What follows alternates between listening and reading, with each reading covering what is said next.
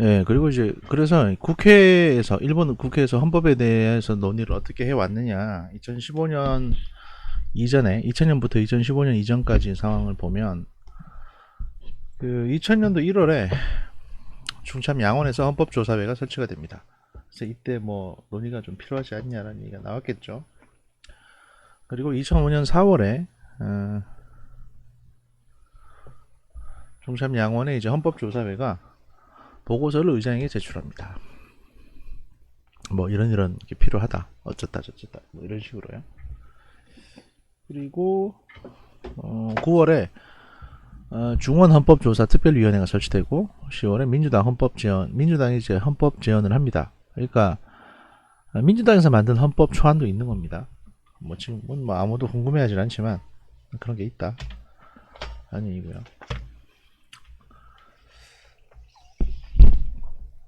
그 다음에 좀 어수선해가지고 그리고 이제 11월에 자민당에서 헌법 초안을 제출하고요. 그 다음에 7월에 참원 헌법조사 특별위원회가 설치가 됩니다.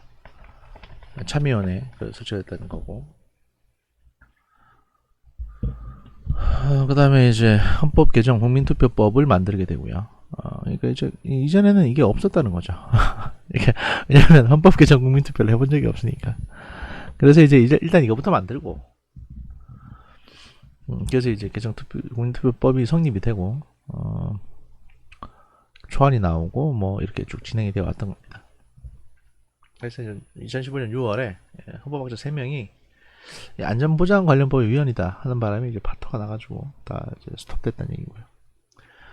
일본의 이제 여론 추이를 보면 헌법 개정 항목에 대해서 두 가지 입장의 분류가 가능합니다. 첫 번째, 헌법 구조 및 통치 구조에 대한 개정, 그리고 이제 인권에 관련된 조항의 개정, 뭐 이렇게 두 가지 항목에 대해서 몇 가지 입장이 있는데, 자민당은 이 어떤 입장이건 개정에 대해서 적극적이다. 그러니까 이제 뭐 헌법 구조나 통치 구조 관련한 좀 민감한 사항이든 아니면 인권에 관련된 시급한 사항이든 다 개정해야 된다라는 입장이고요. 공명당은 인권 관련 헌법 조항 개정에만 적극적이고, 그 민진당이나 공산당 같은 경우는 어느 입장이건 소극적이다. 이 지금 헌법을 건드리지 마라. 이렇다는 거죠. 2016년 11월 3일에 요미우리 신문이 국회의원들을 상대로 여론조사를 한 결과 헌법 개정하는 편이 좋다 응답자가 73%. 그러니까 국회의원들은 개정을 해야 된다가 다수입니다. 일단 어떤 식으로든 하여튼 개정은 돼야 된다 하는 게 이제 정치인들의 이제 여론이라는 거고요. 개정 항목 그럼 어떤 걸 개정해야 되냐라고 물어봤을 때 그 자위를 위한 조직의 보유, 그러니까 이제 군 보유 부분이 들어가야 된다. 지금 뭐 자위대 관련한 내용도 지금 안 들어가 있기 때문에 헌법에 이거는 들어가야 되지 않나라고 하는 게 이제 48%. 그다음에 국가와 지방의 역할에 의한 부분, 또 이제 환경권, 그다음에 그 참의원과 민의원, 참의원과 이제 중의원이라고 하는 이제 두 개의 상하원이 있는데, 이게 역할이 지금 되게 애매모호하게 겹친 부분이 있기 때문에 각자의 역할을 분담하자. 이게 38%. 그리고 이제 그러니까 헌법 전문이라고 있거든요. 맨 앞에 이제 뭐 우리나라는 어떻고 저떻고 하는 그런 내용인데 이것도 바꿔야 된다. 36%. 그다음에 참원 의원의 지역 대표제. 이것도 36%. 참의원이 뭐냐면 이게 상원 같은 건데 이게 지역 대표성이 좀 떨어진다는 얘기가 있습니다. 그래서 이걸 갖다 대표성을 강화해야 된다 하는 게 36%. 그다음 긴급 사태 수상 권한 강화와 국민 권리 제한이 35%로 들어가 있고요. 그리고 이제 요미우리 신문 여론조사에 따르면 7월달에 있었습니다. 2016년 헌법 개정하는 편이 좋다 응답자 정당별로 보면 자민당이 94%, 공명당이 93%, 오사카 유신회가 100%, 민진당 개정하지 않는 편이 좋다 55%, 개정하는 편이 좋다 32% 정도로 나눠져 있습니다. 그러니까 각 정당별로 헌법 개정에 대한 어떤 그 의견, 견해 이런 것들이 이제 보이는 거죠. 그 개정하는 편이 좋다 응답자에게 조문의 개정이나 새로 추가하는 것에 대해서 질문한 내용 분석은 환경법, 뭐 56%, 자유대를 위한 군대 보유 이게 이제 53%, 국가와 지방의 역할이 48% 정도 되어 있고요. 자민당은 이제 군대 보유와 참의원이 지역 대표로서 자리매김하는 것에 지지를 보였지만 공명당은 두 항목에 0%로 여당 내 온도 차이를 보여주고 있다고 합니다. 그 아키히토 천황의 이제 생전 퇴위 의향 발표를 근거로 천황 관련 사안이 헌법 개정의 테마로 떠올랐고 일단 특례법을 성립하는 입장이 추측이 되어 있습니다. 일대에 하는 이제 특례법이 용의가 되냐? 예를 들어서 지금 아키히토 천황이 이제 퇴위를 했는데 요 보고서가 쓰여질 시점에서는 아직 퇴위하기 전이었습니다. 퇴위식을 하기 전. 이게 재작년인가 그랬으니까. 퇴위는 올해 총괄하셨고요. 그래서 이제 이게 이 천황 관련 사안을 생전 퇴위를 할 거냐 말 거냐 이런 것도 이제 넣어야 되냐 말아야 되냐 이런 것도 뭐 복잡했고요. 그래서 이제 좀 복잡했습니다. 헌법 개정의 주요 항목, 자유대화를 위한 군대 보유, 환경권, 참의원의 지역 대표로서의 자리매김, 긴급 사태, 국회의원의 임기를 연장하는 특례, 이 4개가 사실은 주요 항목이다라는 것이고요. 그럼 이제 가능성을 보자. 헌법은 과연 개정될 가능성이 있는가? 라는 부분에 대해서 보게 되면 헌법 개정 가능성 중에 일단 헌법 개정의 절차적인 측면을 봤을 때 과연 이렇게 절차가 복잡한데 개정이 될 수 있을까? 라는 데 대한 의문이 있을 수 있죠. 그래서 이제 그런 데 대한 내용을 보면 첫 번째 헌법 개정의 절차, 헌법심사위에서 개정 항목을 논의하는 절차가 있고 그 다음에 여야당의 합의를 거쳐야 되고 개정 원안을 작성해야 되고 심의해야 되고 개정안이 발의가 돼야 되고요. 발의 후에 국민투표가 진행이 되고 국민투표에서 과반수의 찬성이 필요한데 이 하나하나의 절차가 다 일본 내에서는 굉장히 더디고 또 이 사이에 반대하는 의견들이 많아가지고 의견 일치를 보기가 되게 힘듭니다. 솔직히 말씀드리면 이 과정이. 그러니까 이 7개 과정을 거치기가 과연 쉽겠느냐 이런 논의가 하나 있고요. 두 번째 개헌 세력. 이거는 지금 사실은 뭐 숫자 문제인데 예를 들면 이제 지금 참의원 내에서 이게 2016년 기준으로 참의원 내에서 자민당이 120몇 명이고 뭐 이렇게 숫자 세는 게 있어요. 이게 마치 우리나라 저기 여야 표결 계산하듯이 하는 게 있는데 이건 사실 의미가 없습니다. 왜냐하면 일단 이 논문 자체는 16년 시점에서 만들어진 거고 지금 또 의석수가 달라졌습니다. 그리고 의석수가 좀 다르다고 하더라도 그 예를 들면 이제 이거 보시면 중의원에서 이렇게 차이가 나면 그 상대 쪽에 뭔가 무소속이나 이런데 뭔가 어드밴티지 주면 돼요. 의원시킬 그 장관 자리 한 개 줄 테니까 우리 쪽에 붙어라 라고 하면 20명 넘어오고 이런 식으로 서로 이합 집산이 됩니다. 그렇기 때문에 이런 국회 내에서 이런 숫자를 따지는 건 사실 큰 의미는 없습니다. 큰 의미는 없는데 어떤 부분이 의미가 있냐면 국회 내에서 이렇게 하더라도 이제 통과되더라도 국민투표에 가서 파토 나버리면 내각 총사퇴해야 되는 상황이 됩니다. 일본은 그런 정치 문화예요. 그러니까 이게 국회의원 하기 싫은 놈 내가 과연 내 직을 걸고 개헌을 해야 되나? 이런 고민에 빠질 수밖에 없는 겁니다. 다음 개헌 가능성을 보면 그래서 이제 개헌 가능성을 보면 환경권과 같은 이제 여당과 합의가 가능한 항목은 국회의원 3분의 2 국민투표 과반수 하게 되면 개정을 할 수 있습니다. 또 이거는 국민들 대다수가 이런 건 좀 필요하다라고 얘기를 하고 계시는 거니까요.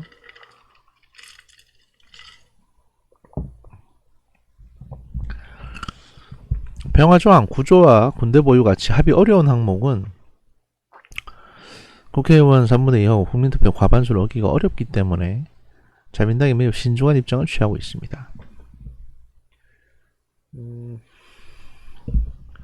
개별 발의의 원칙에 따라서 합의 가능한 조항을 먼저 개정을 하고 합의 어려운 항목을 최종적으로 시도하자라고 해볼 수는 있어요.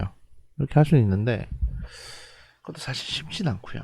쉽진 않고 자민당은 차기 참의원 선거 전에 2018년을 개헌 시한으로 지금 생각하고 있습니다. 근데 이미 시간이 넘어갔죠, 그죠? 그러니까 이제 아베도 관뒀으니까 거의 뭐 무기한 연장되고 있다라고 보시면 됩니다. 일본의 헌법 개정과 동북아 정세, 일본의 헌법 개정의 함의를 보면 미국 영향의 평화헌법에서 벗어나서 일본의 전통의 메이지 헌법의 색채를 가미하는 신헌법 성립의 의미가 있습니다. 어쨌든 고치게 되면 아마 그 이전의 헌법이 메이지 헌법을 많이 참고하지 않을까라고 판단을 지금 하고 있는 거죠. 그 메이지 헌법과 유사한 천황 중심의 보수 복고주의, 애국주의, 가족주의, 일본 전통 헌법의 이제 환경권, 경제권, 긴급 사태 조항 등을 포함한 일본식 신헌법이 탄생될 수 있는 겁니다.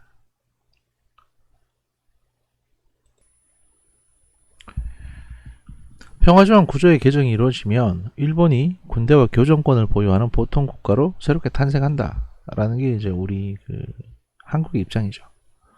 근데 뭐 현실적인 측면에서 봤을 때 일본이 과연 이럴 수 있느냐? 이건 논외로 하고 우리는 이제 이렇게 일단 전제하고 최대한 이걸 막겠다 이런 입장으로 이제 간다는 겁니다.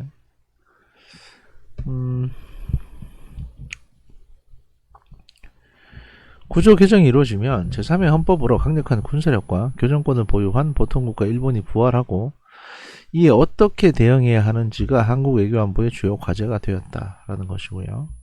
구조 개정이 불가능해도 일본은 안전보장관련법 성립과 집단적 자위권 용인으로 미일 동맹과 유엔 평화유지 활동에서 국제적 군사적 역할을 담당할 수 있을 것이다라고 평가되고 있습니다. 헌법 제9조의 개정이 실현될지는 불확실하지만 환경권이나 사회보장권, 경제권, 긴급사태 조항 등의 개정은 비교적 가능할 수 있다라는 것도 판단이고요. 개별 발의의 원칙에 의해서 항목별로 헌법 개정이 수차례 이루어질 수도 있습니다. 일본의 헌법 개정 논의는 시작되었고 구체적 조항의 내용은 일본 헌법심사회를 통해서 각 정당이 이제 합의에 도달해야 하는데 상당한 시간이 필요하다라고 판단되고 있습니다. 아베 수상은 이제 실현 가능한 헌법 개정을 달성하기 위해서 민진당, 공명당과 타협하는 과정을 거치게 되었고, 근데 사실 뭐 우린 결과를 압니다. 이게 잘 안 됐고, 여기는 아베는 이제 몸이 안 좋아서 또 사퇴를 했습니다. 개헌파 의원수가 양원의 3분의 1을 상회한다는 함의는 그만큼 국민의 지지 세력이 존재한다고 추정이 됩니다. 근데 이게 이 개헌파가 많다고 하더라도 이게 다 평화헌법 개정하자고 지금 주장하는 사람들은 아니거든요. 아베노믹스의 성패에 따라 일본 경제 회복이 결정되고 이는 직접적으로 국민투표에 영향을 줄 수도 있습니다. 사실은 그렇다 하더라도 과연 평화헌법에 있는 조항을 개정할 거냐, 저것까지 고칠 거냐, 국민들이 그걸 용인할 거냐, 이거는 미지수입니다. 그리고 현재 일본의 어떤 내에서의 여론을 살펴보면 이거 용인 안 될 거라는 여론이 되게 많아요.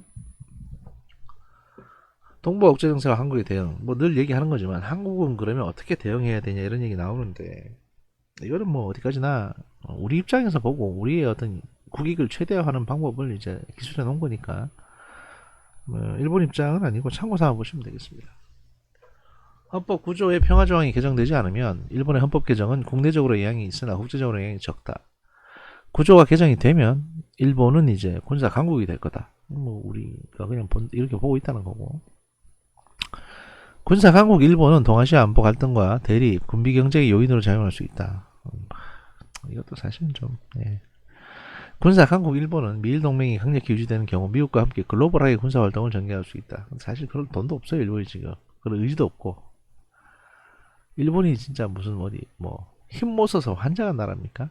그러니까 이게 사실 이렇게 안 보는 게 나은데, 왜냐면 미국이 자꾸 중국하고 어떤 갈등에 일본을 끌어들이고 싶다. 일본이 거기서 좀 발을 빼고 멀리 떨어지려고 하고 이런 상황에서 일본이 누구한테 대들겠어요 지금?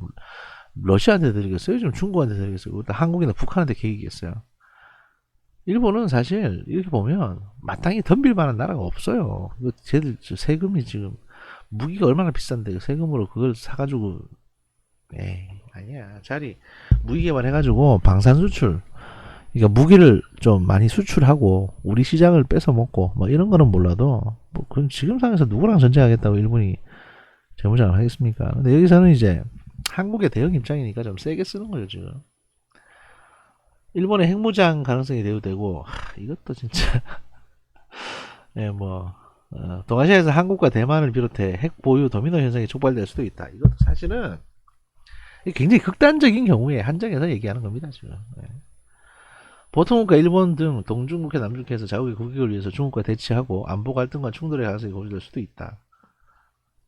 우리가 이런 논리로 일본의 재무장을 계속 막고 있다는 얘기입니다.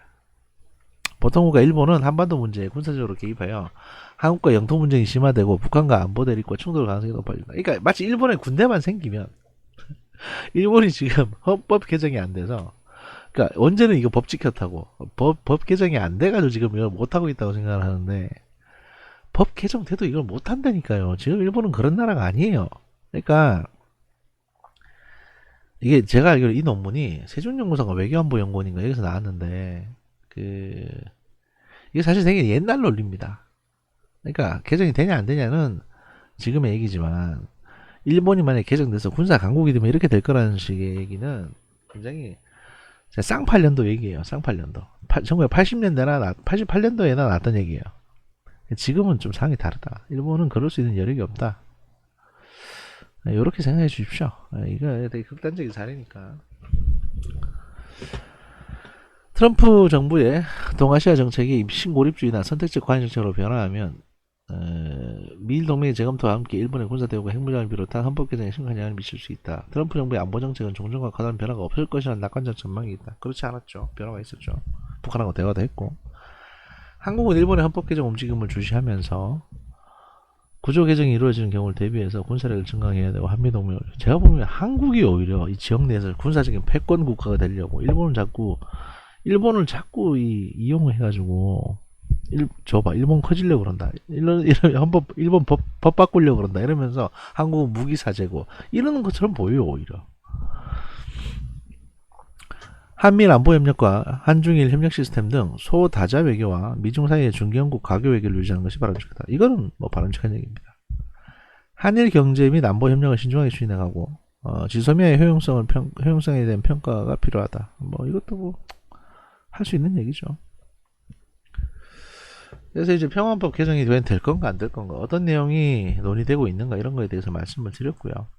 그 다음은 저희가 바로 이어가지고 자위대 일본 자위대에 대해서 좀 알아보겠습니다. 자, 어떤 내용을 알아볼 거냐 하면 제가 띄워놓은 게 있는데 이게 창이 이렇게 떠가지고 이게 보이실래나 모르겠네. 보자. 이게 요 정도 화면 보이려나? 아니 이게 전체 화면으로 할까요 그냥? 아이고 이거 아니지. 전체 화면으로 해가지고 프레젠테이션 이게 낫겠네. 잠시만요. 제가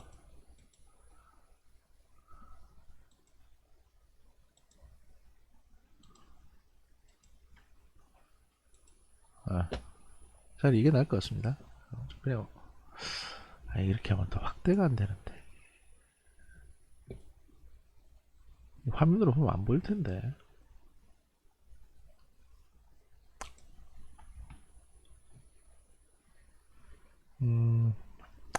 창 하나하나를 이렇게 개별적으로 띄워가지고 보는 걸로 하죠. 그럴 수밖에 없겠네요. 이렇게 해서 이렇게 집어가지고 제가 이렇게 해서 이제 이런 식으로 보여드리는 게 낫겠죠, 그죠? 이게 뭐냐면 이 보고서는 한 20페이지짜리인데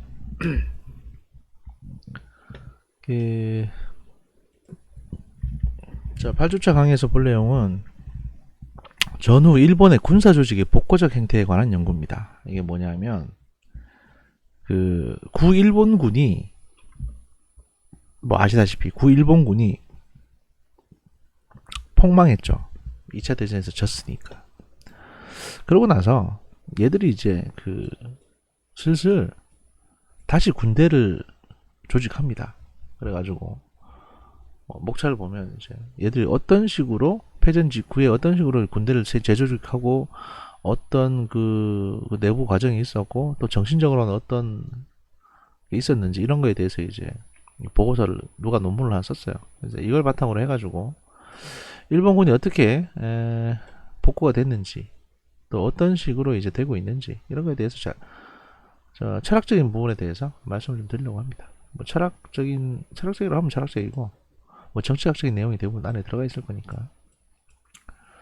자 봅시다. 전후 오랫동안 일본인들은 자국을 평화 애호국으로 바꾸기 위해서 노력을 했습니다. 재건 과정에서 경제적 목표에 집중을 했고 국제사회가 자신들의 안보적 노력이 철저하게 자위적이기 바란다고 믿었고 방어적인 수준의 재무장만을 시도했습니다. 그래가지고 이제 전투기 그러니까 일본 자위대의 공군기에서 뭔가 적을 공격할 때 공대지 미사일이 없었어요.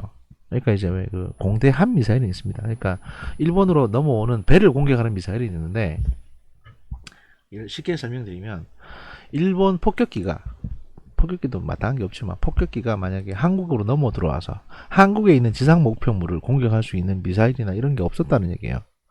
그냥 단순 유도폭탄만 있는데 그 유도폭탄도 스마트 폭탄은 아니고 그냥 통상폭탄이라고 하는 위에서 그냥 쭉 뿌리는 거 이건 거의 있으나 마나거든요. 그러니까 이제 공격 무기가 없었다 그 얘기고 1945년 일본군이 전쟁의 책임을 지고 해체된 이후 1950년에 들어서야 기능적 필요에 의한 일본의 군사조직의 재조직이 시작이 됐습니다. 그러니까 당시 일본 사회의 반군사주의적 정서와 평화헌법 하에서 재조직은 매우 조심스러울 수밖에 없었습니다. 그 결과 새로운 조직은 경찰예비대라는 치안조직으로 창설되게 됩니다. 그러나 점진적으로 그리고 조용히 본래의 모습을 찾아갑니다. 일본 군의 형태를 띠게 됩니다. 여기서 경찰예비대는 뭐냐면요. 경찰이 아니고 경찰이 만약에 뭔가 진압을 하다가 경찰의 능력으로 잘 안 될 때 그 경찰을 보조해주는 부대라는 개념입니다. 그래서 이제 경찰은 아닌데 경찰 예비대. 사실 이 일본이 전쟁에서 지고 나서 많은 숫자의 군인들이 이제 들어왔죠. 그리고 군인들 숫자가 뭐 200만 명이 됐나 뭐 하여튼 그 정도 수준이었으니까 이게 다 이제 군에서 내보냈습니다. 군이 해체됐으니까 순식간에 실업자가 늘어난 거예요. 그러고 나서 이제 일본 경찰이 있습니다. 일본 경시청. 경찰이 인원을 대폭 늘립니다. 이게 왜 그래야 되냐면 그러니까 구한말 전쟁 시기 때는 뭐 식민지에 나가 있는 파견되어 있는 경찰도 있지만 식민지에 파견된 경찰들은 대부분 다 지휘관급이었고 밑엔 전부 다 이제 뭐 한국이면 한국인들이 이제 경찰 생활을 했었거든요. 그래서 식민지 경찰은 큰 문제가 안 되는데 일본 본토 내에서 경찰 부족 현상이 생깁니다. 왜냐? 일단 당시 일본 경찰은 일반 보통 경찰이 있고 그 다음에 특별 고등 경찰이라고 하는 특고가 있습니다. 이제 공안 경찰 같은 건데 그 다음에 이제 일본 내에서 경찰 역할을 하는 헌병 경찰이 있어요. 그 헌병 경찰.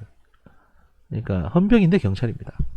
걔들이 막 독립투사 잡아들이고 일본 민간인들도 이제 막 하고 그랬거든요. 그러니까 헌병도 일반 경찰 노릇을 하고 다녔던 겁니다. 그래서 일본 헌병이 보통 일반 민간인 경찰을 두들겨 패는 일도 많았어요.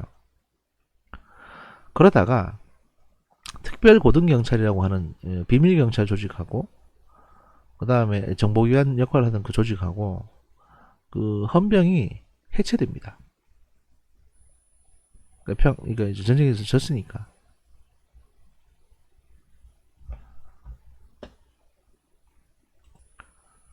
그러다 보니까 갑자기 경찰 부족 현상이 생깁니다. 그러니까 경찰 역할을 하던 애들이 한 3분의 1 정도 있었는데 이게 없어지니까 3분의 1이 비잖아요. 그래서 이제 경찰을 새로 뽑습니다. 새로 뽑으면서 어떤 일이 생겼냐면 일본군에 있던 이제 장교나 뭐 사병 출신 사람들이 그 경찰 조직으로 대거 들어옵니다. 그래서 이렇게 한번 섞입니다. 이렇게 일본군이 이제 경찰 조직으로 많이 들어오게 된 거죠. 그렇게 한번 섞이고 또 엘리트들이 또 따로 있습니다. 걔들은 또 경찰에서 흡수를 하기도 했고 조용히 본래의 모습을 찾아갑니다. 그리고 60년이 지나서 현재 일본의 군사 조직인 자위대는 당시 눌려있던 모습과는 완전히 달라졌습니다. 이게 눌려있던 모습이 뭐냐면 경찰도 아니고 뭐 민간인도 아니고 애매모호한 입장이었는데 약간 좀 2등 쩌리 취급받았던 거죠. 2등 공무원 취급받았던 애들이 지금은 어느 정도 이제 주류 대접을 받고 있다는 겁니다. 의회에서 안보관련법 재개정이 통과된 직후인 2015년 10월 아베 총리 주재로 개최된 해상자위대 관함식은 국민들의 전례 없는 관심을 받았습니다. 여기서 해상자위대 최초의 항공모함 이즈모함이 첫 선을 보였고요. 이즈모함을 비롯한 수십 척의 자위함에서는 우길기가 휘날렸습니다.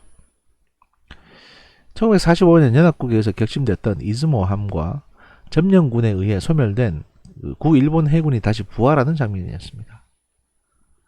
2016년 3월에는 안보관련법이 발효되면서 자위대에 집단적 자위권이 부여됐습니다. 이로 인해 자위대는 일반 군대가 가지는 교정권을 회복하게 됐습니다.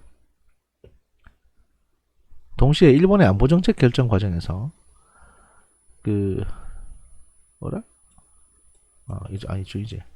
제복인들의 위상은 지속적으로 높아지고 있습니다. 이게 뭐냐면 제복조라고 해서 그 군복 입고 있는 사람들 말합니다. 이게 이제 민군 분리해가지고 시빌리언 컨트리라고 해서 이제 군의 민간 통제가 이전까지는 계속 진행이 됐었는데 이제 슬슬 자위대 출신 사람들이 안보정책 결정 과정에 개입하기 시작했다. 군인들이. 그러면 좀 더 적극적일 수밖에 없겠죠. 아무래도.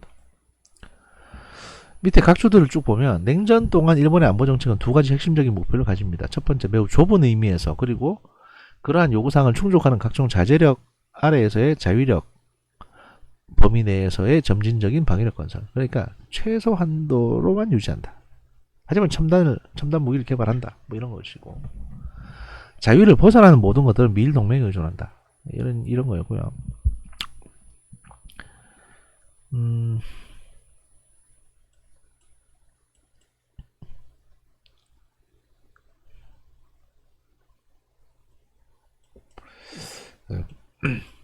이처럼 자위대는 과거의 능력뿐 아니라 구일본군의 상징, 제도, 문화를 복원해가는 복고적 성격을 보여주고 있습니다. 이러한 현상에 대해 일본 안보에 관한 연구들은 90년대 이후 일본의 국내외적 환경 변화와 일본 안보정책 변화를 주요 원인으로 제시하고 있습니다. 아무래도 과거 전쟁에 대해서 이제 반성하는 사람이 하나씩 다 죽으니까 예를 들어서 이런 게 있습니다. 과거 전쟁에 대해서 과거가 너무 좋았다 찬양하는 사람이 있고 또 전쟁은 지긋지긋하다 그래서 반성하는 사람이 있어요. 근데 이 두 부류가 다 이제 나이가 들어가지고 죽어서 없어진 거죠. 그러니 전쟁을 경험하지 않은 세대만 있으니까 얘들은 기본적으로 우리나라는 왜 이렇게 다른 나라하고 달라? 라는 생각을 할 수밖에 없죠. 그래서 이제 다시 좀 우리도 군대를 갖고 싶어 라는 게 되는 겁니다. 그러나 자위대의 복고적인 행태는 이미 90년대 이전부터 존재했다는 점에서 대안적인 접근이 필요하다. 왜냐면 이게 군대는 뭔가 군사력을 갖게 되고 시스템이 갖춰지면 점점 다른 나라의 모습을 닮아가고자 합니다. 주변에 한국, 중국, 북한, 미국이 다 군대가 그래도 전 세계 넘버 10 안에 들어가는 강대국들인데 거기에 쌓여 있다 보니까 일본도 야 우리도 쟤들처럼 뭐 좀 더 해볼까? 이런 생각이 드는 거죠. 더 나은 이해를 위해서 전후 재조직 과정에서 역사적 맥락을 살펴볼 필요가 있다. 그래서 이제 역사적 맥락을 살펴보려고 저희가 지금 이 보고서를 가지고 온 겁니다. 이 글의 구성은 다음과 같다. 먼저 제2장에서는 이론적 검토를 통해 일본의 군사조직을 제도화된 조직으로 개념화하고 역사적 제도주의의 관점에서 군사조직의 지속성과 변화를 설명하는 분석들을 제시한다. 이게 제도주의라는 어떤 개념을 여기에 써볼 겁니다. 쭉 따라오시면 돼요. 제3장에서는 군사조직의 복고적 행태를 자위대의 상징적, 물리적, 인적, 제도적 복고의 사례를 통해 보여줌으로써 이 글의 종속 변수인 자위대가 가진 정체성을 규명한다. 제4장은 독립 변수를 추적하는 부분으로 어떠한 요인이 전후 재조직 과정에서 그들의 정체성 형성에 영향을 미쳤는지를 분석한다. 제5장에서는 본문의 내용들을 정리하고 분석의 함의를 제시한다. 뭐 이런 구성으로 저희가 이 보고서를 이번 시간에 살펴보려고 합니다.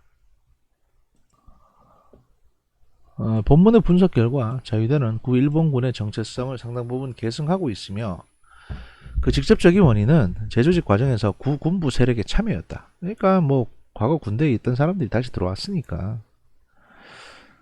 슬슬 이제 그런 정신이 이어질 수밖에 없죠. 본래 이들은 패전 직후 공직에서 추방되었지만 미 점령군과의 연대와 협력을 통해 내각과 사회의 반발을 극복하거나 우회하여 참여할 수 있었다. 그러니까 아무래도 군인은 군인 편을 들 수밖에 없습니다. 더 필요하니까. 이로써 패전이라는 조직에 대한 충격이 약화되었다.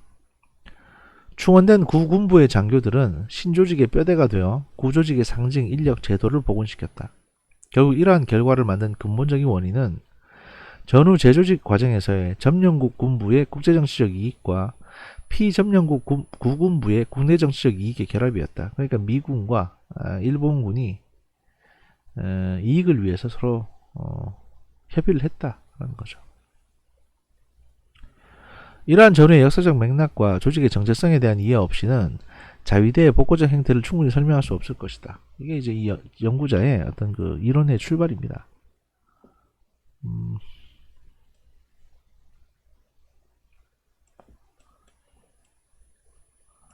이론적 검토, 기존 연구의 검토, 대안적 접근의 필요성. 일본의 안보 정책을 설명하는 연구들은 국제 환경적 요인으로 냉전 이후 등장한 초국가적 위협의 등장과 미일 동맹의 재조정 압력, 그리고 중국의 부상, 영토 분쟁의 심화, 북핵 및 미사일 위협의 증대 등을 언급한다. 국내 정치적 요인으로는 걸프전의 군사 지원 및 PKO 파견 경험, 지도자들의 안보 수정주의, 정당들의 정강 변화, 안보 변화에 대한 대중의 수용성 증대 같은 것들이 언급되고 있다. 이들의 공통점은 1990년대 이후의 변수라는 점이다. 근데 다음 장에서 보여주는 것처럼 90년대 이전에도 자위대의 복고적 행태는 존재했다. 앞의 요인들로 거시적 안보정책 변화는 설명할 수 있지만 자위대의 복고적 행태에 대해서는 직접적인 설명을 하기 어렵다. 이러한 한계를 극복하기 위해서는 일본의 특수한 역사적 맥락과 군사 조직이 가진 정체성에 관심을 가질 필요가 있다. 뭐 어느 국가나 이런 문화라는 게 있으니까요. 명예와 전통을 최고의 가치로 여기는 군대에서 과거의 상징, 제도, 문화를 계승하는 것은 일반적인 현상이지만 두 가지 측면에서 일본 군사 조직의 복고적 행태는 대안적인 설명이 필요하다. 첫 번째, 일본 군사 조직은 전쟁으로 인한 물리적, 시간적 단절을 겪었다는 점이다. 일부는 겪었죠. 한 5년 정도 이게 이제 텀이 있었습니다. 1945년 패전과 함께 군대가 해체된 지 이후 1950년대 재조직이 시작되기까지 완전한 공백 기간이 있었으며 그 시작도 군대가 아닌 치안 조직으로서 출범해야 했다. 둘째, 전후 일본 사회를 광범위한 반전 정서와 반군사주의적 문화가 지배했다는 점이다. 왜냐하면 너무 처참하게 깨졌으니까요. 여기 각주를 보면 각주가 아니구나. 이러한 상황에서 신조직이 구조직의 모습으로 복원된다는 것은 상상이 어려웠다. 그러니까 일본군이라면, 저희 구황군이라면 지긋지긋하다고 생각하는데 새롭게 나타난 자위대가 그런 모습을 보이면 뭐야 이거 이렇게 되는 거죠. 따라서 저는 일본 군사조직의 역사적 맥락과 특성에 대한 고찰이 반드시 필요하다. 어떤 식으로 이게 이렇게 전환이 되어 왔는지를 볼 필요가 있다는 거죠.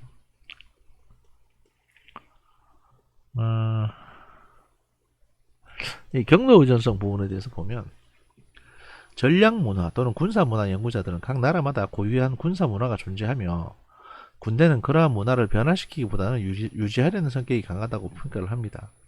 왜냐면 이게 한번 이렇게 싸워봤으니까 이렇게 싸워야 된다. 이게 전통이다 우리. 이렇게 생각한다는 거고.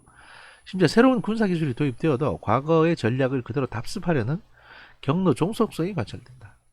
이러한 군대의 문화는 세계대전과 같은 거대한 충격이 없이는 잘 변화하지 않는다.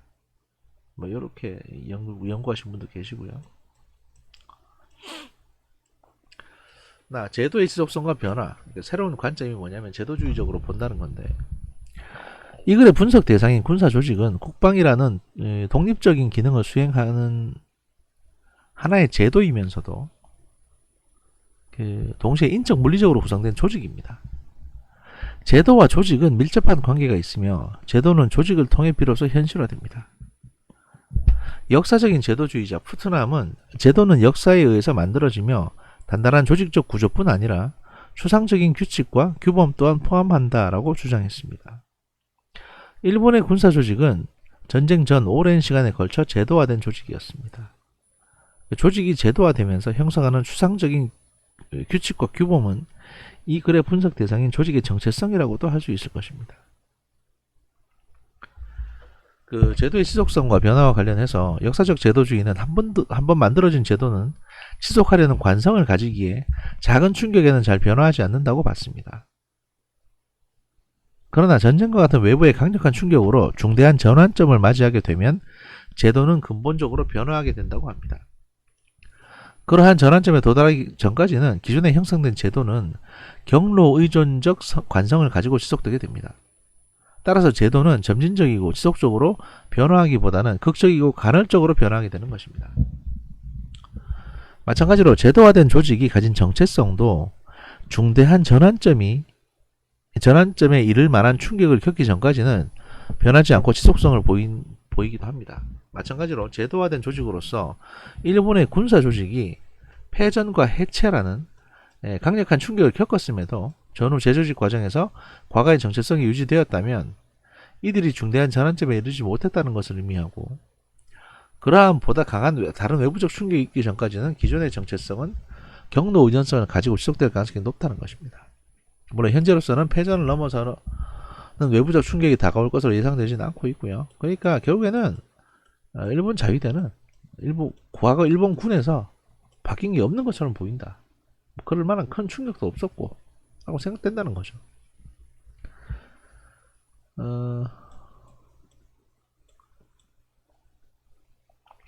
국제관계학에서도 조직의 문화와 정체성은 국가의 행동을 설명하는 하나의 변수로 사용되고 있습니다.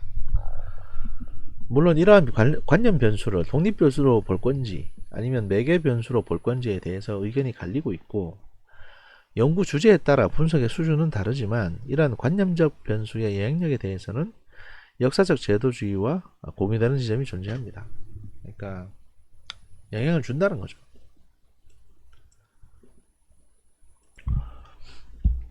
앞선 대화 연장에서 제도화된 조직의 정체성이라고 해서 전쟁 전 일본의 이제 군사 조직은 제도화된 조직으로서 이들의 정체성은 경로 의존성을 가지며 전후에도 지속될 가능성이 큽니다. 사실 이런 제도화된 조직은 에도 막부 내내 이런 틀을 이제 갖추고 왔었죠.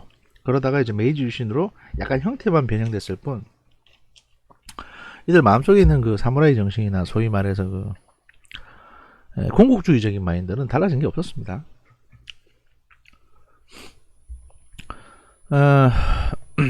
그러나 이들 조직은 1945년 패전이라는 외부적 충격을 경험을 했습니다. 이들이 중대한 전환점에 이르렀다면 재조직된 군사조직은 과거와는 다른 정체성을 보여줄 것이다. 그러나 이들이 그 지점에 이르지 못했다면 과거의 정체성이 유지될 것이다 라고 얘기를 합니다. 그래서 이게 무슨 얘기냐, 패전을 하긴 했는데 군대하고 군대가 육상에서 부딪혀서 싸워서 진 게 아니고 원자폭탄이라는 압도적인 힘에 의해서 졌기 때문에 일본 군들의 마음속에는 뭐가 있었냐면 우리가 진 게 아니다 이런 마인드가 있었어요. 우리가 부족해서 진 게 아니다 이런 마인드가 있었습니다. 이들이 강한 외부적 충격에도 중대한 전환점에 이르지 못했다면 패전이라는 그 이유는 외부적 충격이 충분히 크지 않았거나 충격이 조직으로부터 절연되었거나 약화되었을 가능성이 크다는 게 바로 이런 표현입니다. 이러한 충격의 절연 또는 약화의 원인은 초기 재조직 과정에서 추적해 볼 필요가 있습니다. 이 글에서는 신조직의 인적 충원, 자위대의 인적 충원과 인적 충원 과정이 중요한 영향을 미쳤을 가능성을 검토했습니다. 패전으로서 구조직은 대부분 소멸했지만 일부 잔여 구성원과 조직은 전후에도 살아남을 수 있었습니다. 여기서 계속 조직이라고 하는데 구조직은 일본의 제국 군대를 말하는 거고 신조직은 일본 자위대를 말하는 겁니다.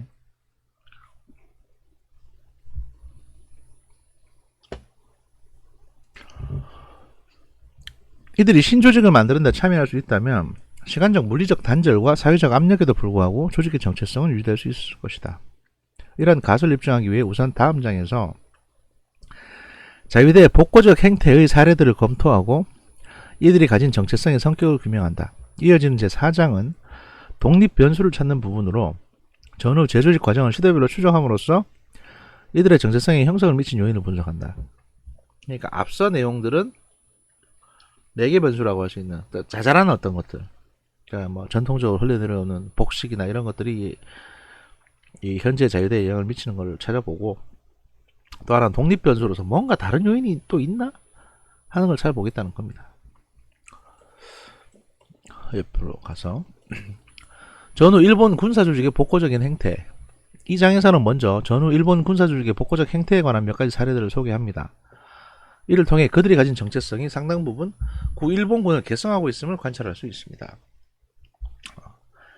이어진 제4장에서는 이러한 정체성이 어떻게 형성될 수 있었는지를 추적합니다. 보통 저희가 이제 자위대 관련해서 발표를 시켜보면 자위대 창설 이전에 어떤 철학적인 고민이 있었는지 여기에 대해서는 별로 잘 안하고, 그냥 창설이 언제 됐고 지금 무기는 뭐고 뭐 전투기는 몇 대가 있고 뭐 이런 것만 주로 하시더라고요. 그래서 저는 이제 이 자위대 항목에서 조금 다른 면을 보려고 하는 겁니다. 이 지금의 자위대와 과거 일본 제국군대가 과연 단절되어 있느냐 아니면 이게 연결되어 있느냐 하는 부분들 말입니다.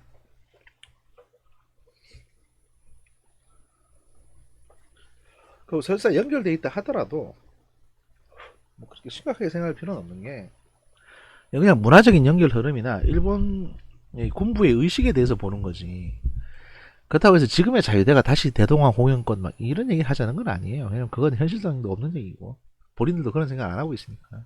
게다가 그 해당 국가가 될 수 있는 동남아 국가들은 뭐 뭡니까? 지금 걔들도 어마무시하게 군사력을 증강시키고 있는 상황이니까. 첫 번째, 상징적인 복고, 군기의 제도입. 군기는 이제 그 군대에서 쓰는 깃발을 말하는 건데요. 1950년대 재조직된 일본의 군사조직은 겉으로는 치안조직의 모습을 하고 사회와 구분된 군사구역의 울타리 내에서 대중의 관심에서 멀어져 있습니다. 당시 신조직의 복고적 행태 중 대표적인 예는 군기의 복원입니다. 그러니까 이게 뭐냐면 그냥 경찰 예비대라고 새로 만들어서 일반 대중들은 얘들 접할 수도 없고 신경도 안 썼습니다. 그러니까 저 어디 군부대 안에서 얘들끼리 군기도 다시 꺼내 들고 이렇게 했다는 거죠.